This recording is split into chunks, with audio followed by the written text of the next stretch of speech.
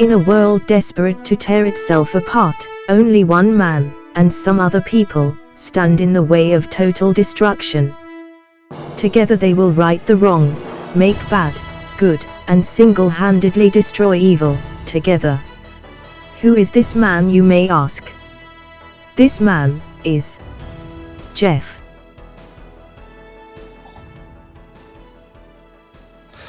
All right, look, I'm at least happy that you can, agree. And this isn't going into the whole Marvel thing. There is some kind of good that has come out of it, but I think I do think you're right. You're winning me round. You're winning me round.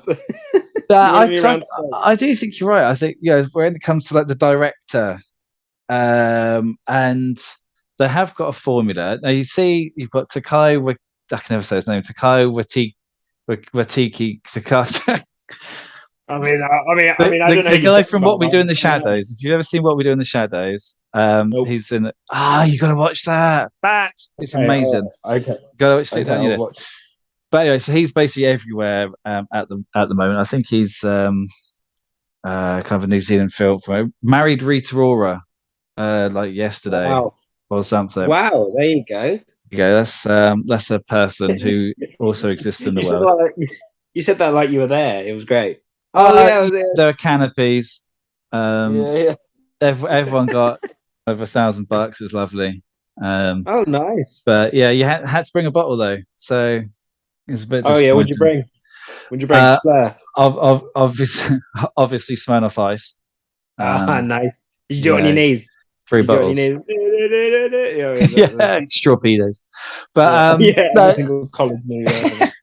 But he seems to be someone that he has got a voice, although probably a bit too comedic from it. But basically, for you, it may not, because obviously they've got all the money in the world. They've got so they do have some great actors, but maybe they've just got a bit complacent. They've made it too easy for themselves. I think so, and I think what happens for me is, I don't know why, this could be just me, but I'm not interested in the actor so much. I'm interested in the character they're playing. So what I like to hear from isn't like a new guy that I've never seen in a movie before. I love that. So right, I'll give you an example. So this isn't related to any Marvel movies or anything like that. I do apologize. I mean, he is in a Marvel. Where is it? It's kind of Marvel, kind of not. So first film I ever saw Tom Hardy in, right? So I'd heard about Tom Hardy, and it was like, he's the dog's bollocks. He's like the greatest actor to ever walk the earth, right? That's what remember when there was that massive hype about him? I was like, oh my god, right? The first film I saw with him was Child 44. You seen Child 44?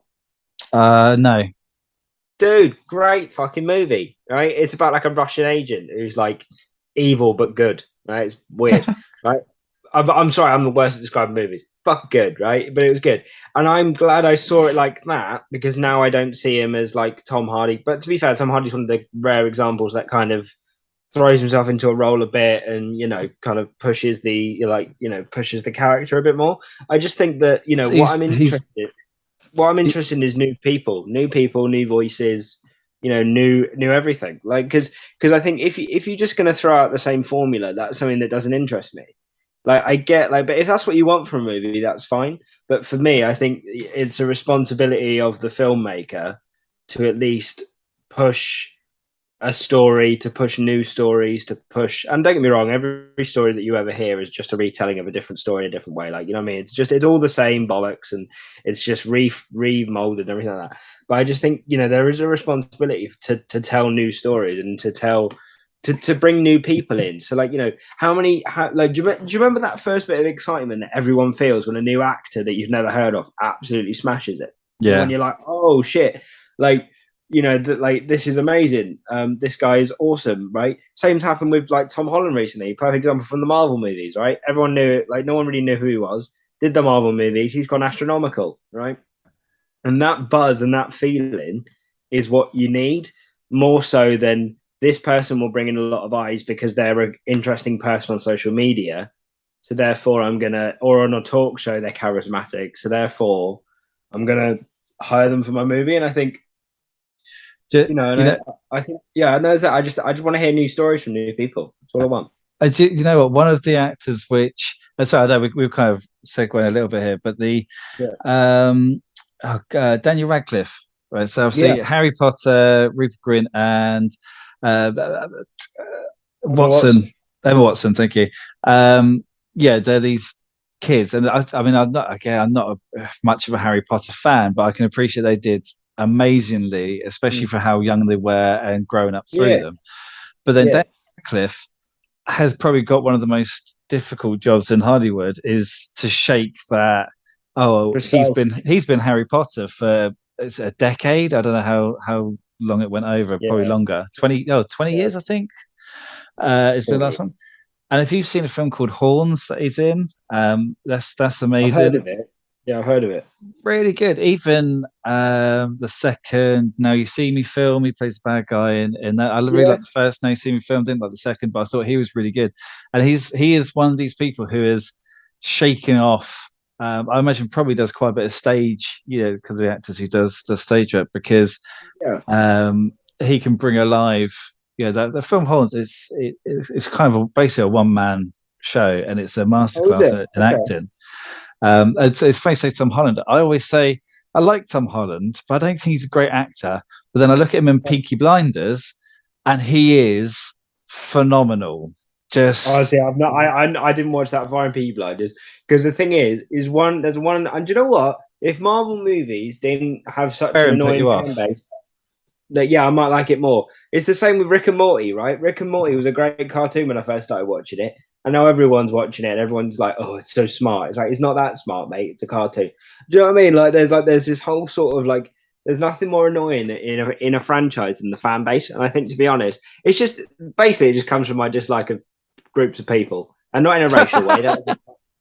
Not in a sort of not in a sort of totalitarianism way, but I just think I think just kind of following like that. Yeah, he's. So I'm not saying that all these Marvel actors are not talented. They certainly are, but I think I think they're now sort of. And I think it's also not just the responsibility of the actors, it's also the responsibility of Hollywood as well. Because as we say, how many films have we seen recently? So the one that really wound me up was Ryan Reynolds is sort of floundering. He's doing a few shit movies, right? He's doing R.I.P.D. and all that shit, and you're like, what the fuck is this movie? That is terrible. Right. And then he does Deadpool and absolutely hoofs it. And he was a big part of that, and the big fan interaction with it, and yada, yada, yada, made everyone want to go and see it. Great movie, great success. Then, he does movies where he is playing Ryan Reynolds all the time. I'm sorry, right? This prime example. Ready? Detective Pikachu. He was talking like Ryan Reynolds, sounding like Ryan Reynolds. Honestly, he was just Ryan Reynolds the whole time. But he was dressed up as Pikachu, or maybe not dressed up, CGI. Honestly, do you know how the movie would have been better if he was in a giant mascot costume of Pikachu with his face painted? That would have been funnier. That would have been a better movie. Because I'm sorry, that is just proof that they are sucking the life out of it by going, right, who's a big name, who's got a big personality, stick their name on there, then do it that way. Scarlett Johansson with that, was it Ghost in the Shell? Right? Same example, right? They could have hired so many other actresses to do that in a compelling sci-fi story. They didn't. They said, right, who can sell the most tickets? Who's sort of, and it's good because Scarlett Johansson, she's not done a lot of sort of, I don't know how to explain it, but overtly sexual roles or anything like that. So therefore, when she was in this tight skimpy suit, that's all someone wanted to talk about because it was the first time you ever saw her and something like that. Yeah. But I mean, in the movie Her, with that Joaquin Phoenix guy, she was fucking great. She was great in that movie. Yeah, I mean, so I suppose it does come back to the director, because like you said, the actors, I suppose it's the old kind of football adage of you can only beat what's in front of you. Precisely. Also a pornographic reference as well, which they say a lot. But they. I like that. I'm gonna write that one down. No, write that one down. You can have that one for free. And it gets no, because I suppose you get in this spiral, don't you? Because if you're a director and you've got a big budget you've got a production, they've got a big budget, Yeah. you're going to bring in a star because that star's got fans, so that fan's going to bring eyes, and then and that then generates the kind of the revenue from that. However, I do fully agree because there's some fantastic films where you just don't know. And again, so with Ryan Reynolds, he was in what's it called, Adam Project, I think it's a recent one. It was very much a Ryan Reynolds being a Ryan Reynolds kind of guy. It wasn't it was an all right film, but the kid in it was great.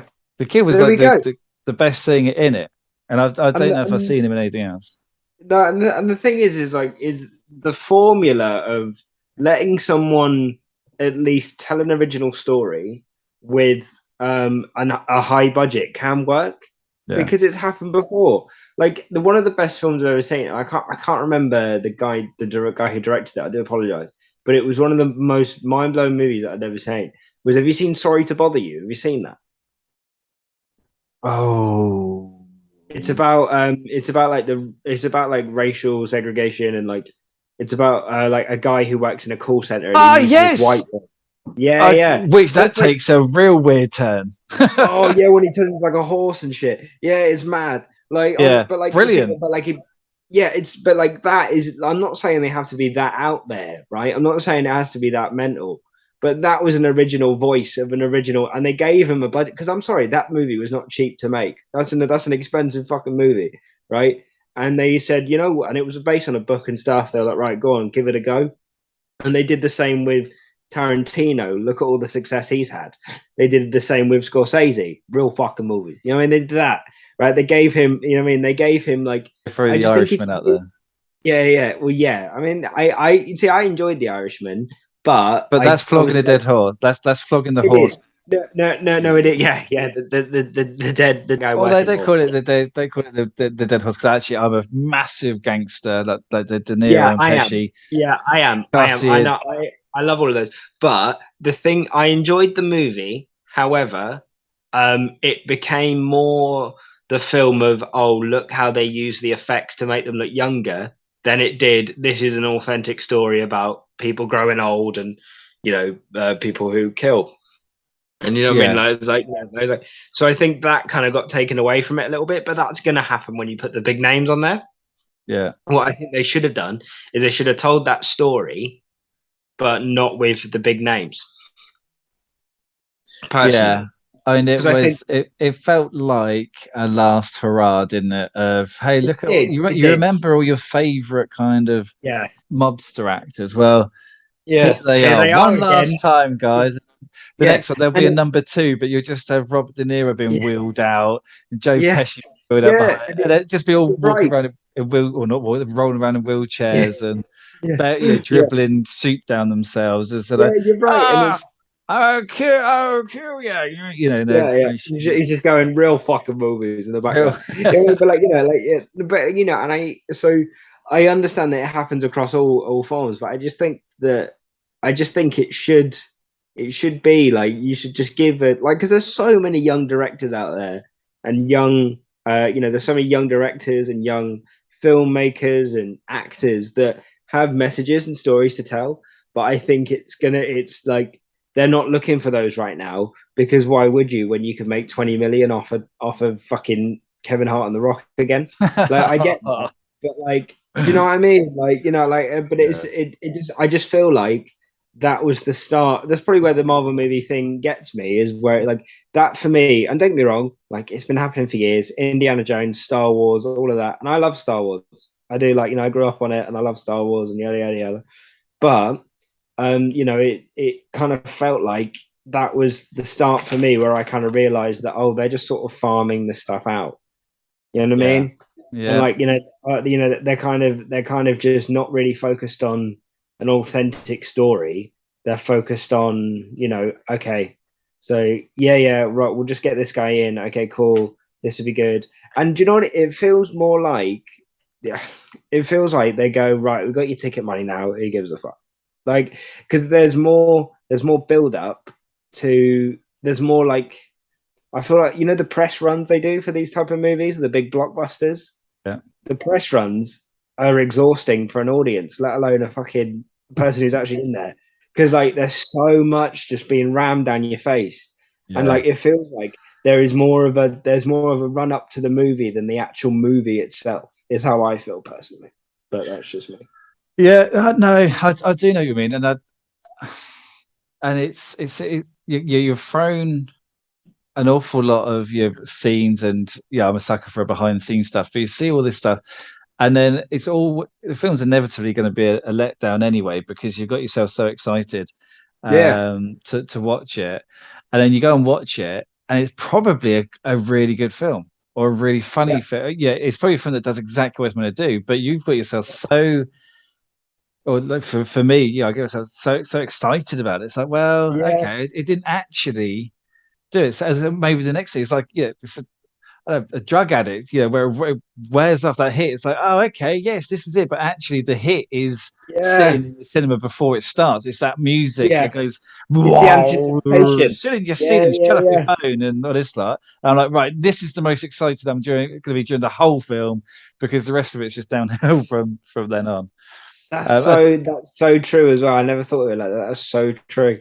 The most exciting bit of the cinema is when when the lights fade and it comes up and says the movie is about to begin. yeah, That's the most exciting bit because everything is building up to that moment, and then and then you and realize, turn around. and then yeah, and do you know what it was for me is when my moment for me with that was Rogue One. Everyone loved that movie. I fucking hated it Yeah. because because they just told this amazing new story of like, oh, there's these new characters, there's this, there's that, and I'm like, wow, this is amazing. I'm really looking forward to hearing this story. But before we do that, guys, here is Star Wars 4.5, and you're like, that didn't change anything of the narrative, didn't do anything for me. And now you've just got my money, and I'm like, right, well, I've just wasted. You know what I mean? That's what it kind of felt like, and I was like, so yeah, Anything. Marvel movies. Sorry. Not, not gained anything from it. I'll tell you what, I'm going to throw because I don't know if you're like the guy or not.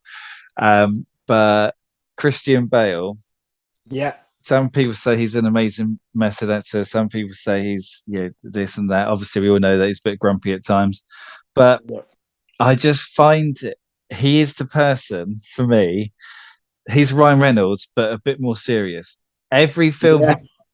he's Christian Bale, but if Christian Bale, I know, was a billionaire, or if Christian Bale was a factory worker, or if Christian Yeah. Bale was, Yeah. You are right. Yeah, you're he doesn't absolutely do right. anything. He doesn't act Yeah, no, apart from his eyebrows. That's literally all he yeah. does.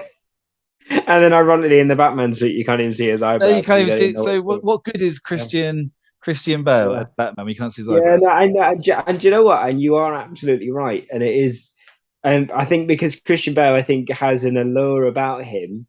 That's what it is, isn't it? It's the allure of the person behind the character that then because of maybe the person outgrows a shitty script. Maybe that's what's happened. And like, you know what I mean? And like, same with Ryan Reynolds, having all these shitty, because for every single movie he's done, he's come across as charismatic and funny. And hey, I'm really good looking, but I'm going to be like he like how I describe him is this could be really like controversial to say, but like he's like a really good looking guy with a six pack who behaves like a fat funny guy. He's not Yeah, going to get laid or like not going to get any attention, but he sounds like that, but he's the most gorgeous man going. You know what I mean? He's got the perfect both going at the same time. his branding is on point. Him and his wife are Oh hilarious. yeah, Like yeah, yeah, they're actually genuine people I would go and spend time with. Like, okay, I'm yeah, sure they're not desperately knocking them down my door first. But you know what I mean? Like you see some people like, oh, do you know what? I like your films, but I wouldn't go near Ryan Reynolds, and I can't remember his first name, which is terrible. like Uh, Lively. yes, thank you. Is I just think their relationship Yeah, goals. yeah, and they're great. They're great, and they're great, and but I think they've done very well to promote that as well. Yeah. And like but then again, what I mean, it kind of gets them in the movies. But even Ryan Reynolds going like, just I love the idea of him just kind of going, I'm gonna buy a football club, and he just Yeah, bought Wrexham. that's a Like he very just good bought, impression of Ryan Reynolds, by the way. yeah, thank you, Uh, thank you. That's the only thing I can say. what Like was so, like, yeah, I'll tell you what they're dead to me is if they get some kind of reality TV show, then they are dead to me. yeah. I'm Well, going to throw it. what he's got to avoid doing, right? What Ryan Reynolds has got to avoid doing, he's got to avoid doing a Will Smith. and just clinging to any relevancy as he can. Right, and I don't mean slapping a comedian, right? That's fine. Like slap a comedian. Yeah, exactly. Well, yeah, it's like yeah, exactly. Like that's fine. If you want to come to one of my shows and slap me, no problem. Go for it. Because again, like Chris Rock cannot complain because now the second he puts a tour show on, people are just going to go and see it just to see if he talks about it. I get it. It's a perfect thing, and he acted all professional. Anyway, that's not what this podcast is about. So I was going to say Will Smith, but Will Smith is a good actor. He is a good actor. He was, yeah. Right. So, and then he brought a Gemini man and ruined everyone's life. Yeah. Right. So, this is what happened. Right. This is what happened. Will Smith was a young, energetic, forward-thinking guy who was like, "I'm going to be on telly and I'm going to be the biggest star in the world." And then he was, and he got massive, and he had such a charismatic personality about him that he then became the man. And the problem is no matter who you are, there's always that time on the top of the mountain, but he didn't want to get off that mountain. And then, so the second that YouTube became a thing, he got a YouTube channel. The second that, reality TV, Dish All shows became a thing, he got one with his wife, and she started talking about how she started fucking somebody else. Like, do you know what I mean? Whatever he needs to do to stay relevant, he does, and that's exhausting. That's why people also don't like him, is because not only because of his whole behavior and how he is, but if you do think about that, whatever he's done, he's just clinging to try and be on top. That's all he's doing, and you're like, so as long as Ryan Reynolds avoids that and goes, right, I've had my time in the sunshine. I'm going to go and watch Wrexham and drink whiskey for the rest of my life. Then fine. Right. But I think there's I think Will Smith can't handle the fact that he's not that young 20-year-old anymore. And put it this way, he was on top of the world for quite a while. And you guarantee that whatever Will Smith wanted to make, he could make. You know what I mean? Yeah, like Gemini Man, as you said, a prime example. Afterlife, yes, he's had a couple of bad, exactly, bad hits. Right, so he's had terrible movies, but everyone goes, it's Will Smith, isn't it? He's a good lad. Because for every after was it Afterlife? There's I Am Legend. Exactly, right. So there's all this, right? I mean, but let's be honest, that film would not be as good if there wasn't the dog in there. Let's be fair, right? Now, let's be honest. Well, the moment, the best moment of that movie and the saddest moment of that movie is when that dog turns into that zombie and it's horrible. And right? Like, oh my god. Yeah, I mean, it wouldn't be the same if it was a guinea pig running around.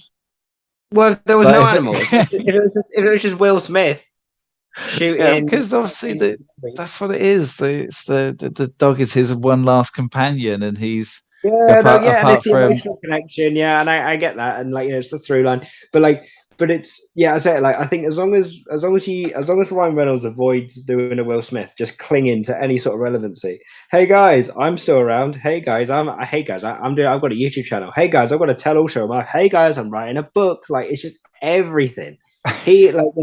And it's exhausting, and I just hope they don't do that. And I imagine that Kevin Hart's going to do the same, because if Kevin Hart's doing my nutting, I'm sorry if he talks about his big again. If they you expand the brand, you do the books, you do this, and you do that. You either do that, or you start making Meet the Fockers, like De Niro did, right? So you just be like, I'm old, man. This is what it is. I'm old. I'm making The Intern. Or you expand the brand and you do a whole thing. You try and get your kids into, I don't know, film and music somewhat unsuccessfully, but hey, you've got the money to start over again. Or does everyone, or do we just get to a point where actors right, you're this age now, and 60 actors either end their career or start their career, because obviously you've got Freeman's who was 70 odd years old, So you just say, right, it's up to you. If you want to be an actor, you either have a great career until you're 60 and then stop, or you can start it when you're 60 and have an amazing career. You can't but here's the thing though, right? Here's the difference, right? Is that some people like a Morgan Freeman, people like a Joe Pesci, for example, they don't cling themselves to any and every project and cling themselves to social media and all this. you hear a lot about these old actors who just had normal jobs and they just did acting on the side, and then it happened to get massive. You know what I mean? Like that sort of ethos is it isn't there with Will Smith. Like that sort of ethos of, hey, I'll just do a movie when I want to do one because I've got to that level now. Will Smith is like, oh, I'll do anything. Like, I mean, oh yeah. And I reckon he's a fucking nightmare.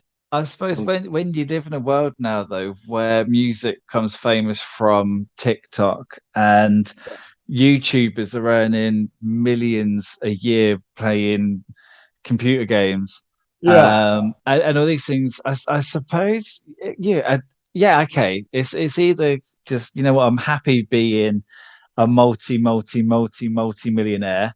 That's fine for me. Yeah.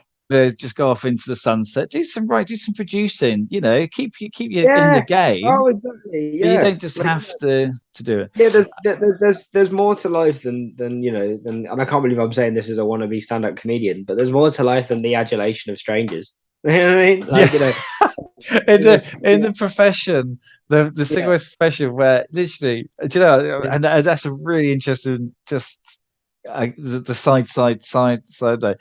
Yeah, a stand-up comedian is the only thing you can do. You can go if you sing, and as long as you can sing, you can get up on stage and you can please probably half the people.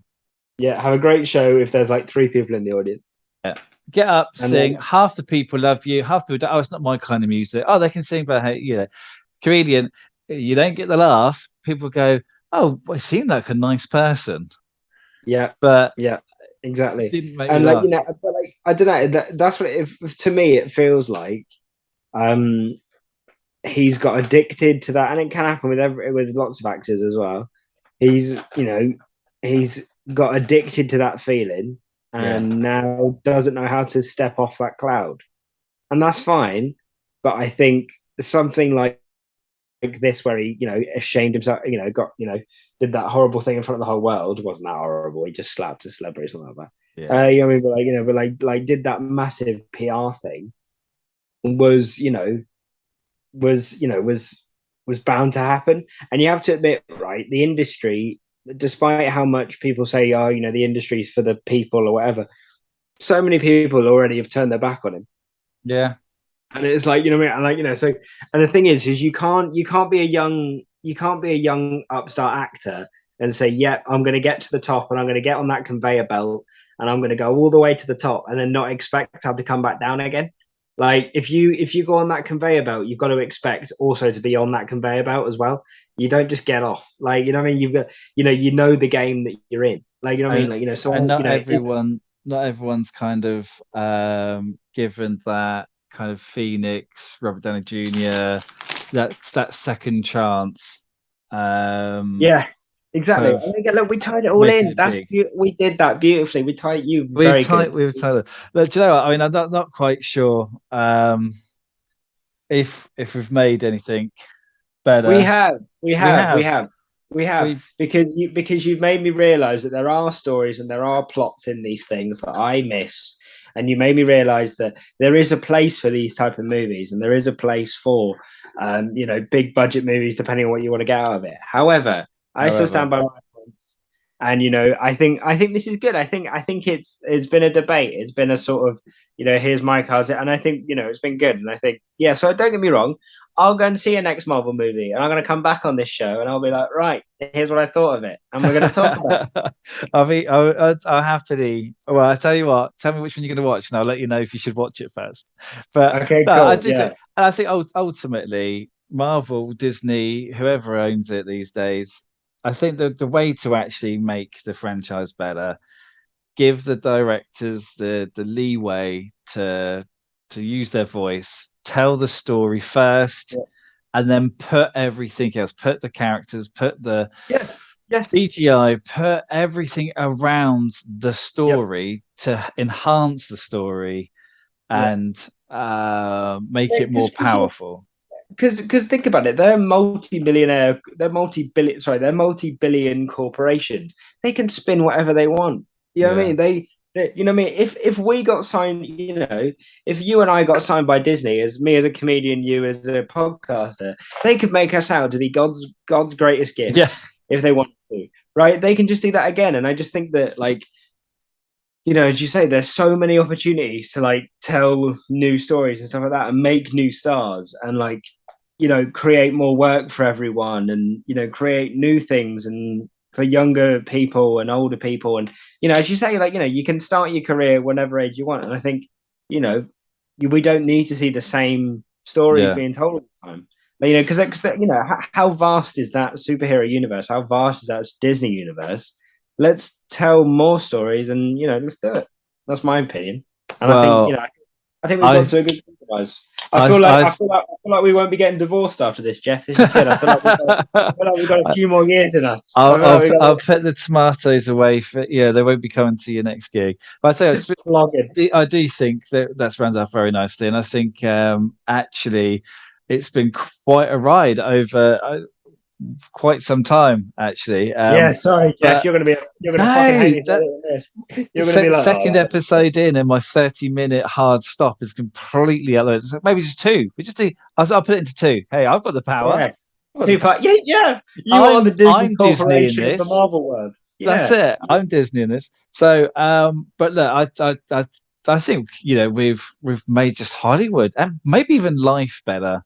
With this conversation, if anyone listens, I'm going to sleep a lot better tonight. I don't know about you, but what's going on in the world of Ben McLaughlin? Where can we see you? What's happening?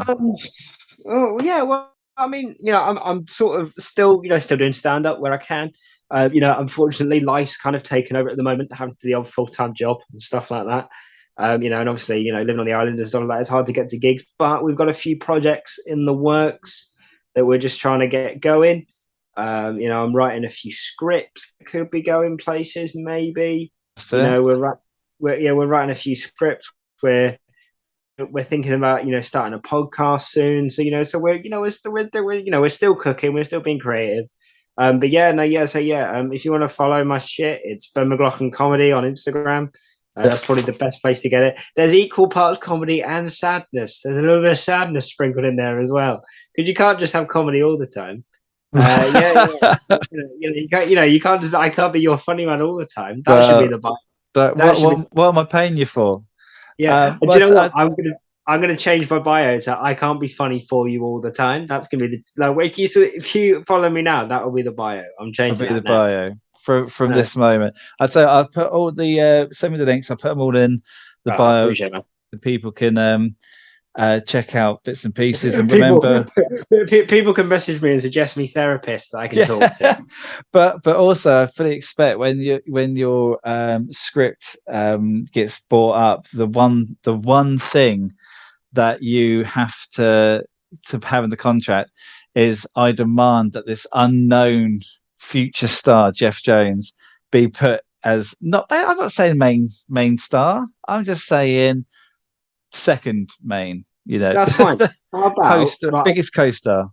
Right, that's fine. I've got a suggestion. Right, how about we be right? And just hear me out. How about we both be executive producers, which just means just sit in a chair eating donuts all day. Yeah. Right, that's what that is. Right, and then we can do like a Stan Lee, and we could be in the background. And then, like, while stuff's going on, we could be like eating a donut. I just want donuts. I think that's what I want. But like, I'm happy with that. I'll tell you, I'll be angry bystander number 2. Nice. That'd be my credit. And also, I want to be best boy because I have no idea what it does. But you always have to check out Best Boy Grip. Look, Ben, I'm going to wrap this up. It's been an absolute pleasure. Thanks so much.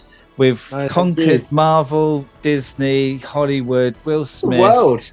Ryan Reynolds. We just delve in, and you were like, "This is going to be a nice, polite 30-minute chat." We've been here for a while. We had a great time. I've had a good time. I'm sorry if it's been horrible for you. I've had a great time, and we'll definitely have you on again. Until next time, I've been Geoff Jones. This has been Ben McLaughlin. Ben, say goodbye. See you later, boys, and don't hate me for hating Marvel. I love you all. and make a fucking movie. Make real fucking movies. I want to real fucking movies. Okay? Take care, everyone. Speak soon. Bye.